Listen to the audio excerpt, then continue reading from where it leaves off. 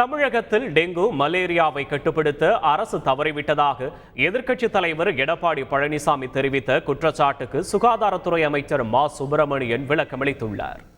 எங்க டெங்கு இருக்குன்னு காட்ட சொல்லுங்க முதல்ல. அதாவது அவங்க ஆட்சியில் தான் இதை லாவணி பாடுறதுக்காக சொல்லலை. 2012 டெங்கு இறப்பு 66 பேர், 2017 டெங்கு இறப்பு 65 பேர். இதுதான் தமிழ்நாட்டின் வரலாற்றில் அதிகபட்சமான டெங்கு இறப்புகள். அதுக்கு பின்னாடி எல்லாமே சிங்கிள் டிஜிட் தான்.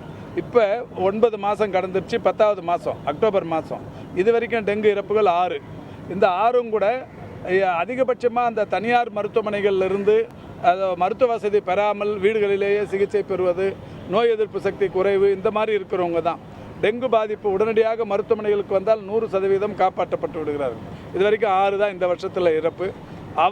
அவங்க இந்த 2012, 2017 சாட்சாத் எடப்பாடி பழனிசாமி முதல்வராகவும் அவருடைய கட்சி தலைவர் ஆட்சி நடந்தப்போ தான் இந்த இறப்புகள் நடந்தது. இது அவர் கையிலே நீங்க கேட்கலாம். தமிழகத்தில் டெங்கு, சிக்கன் குனியா, மலேரியா போன்ற விஷ காய்ச்சல்களை கட்டுப்படுத்த திமுக அரசு நடவடிக்கை எடுக்கவில்லை என அதிமுக பொதுச் செயலாளர் எடப்பாடி பழனிசாமி குற்றம் சாட்டியுள்ளார்.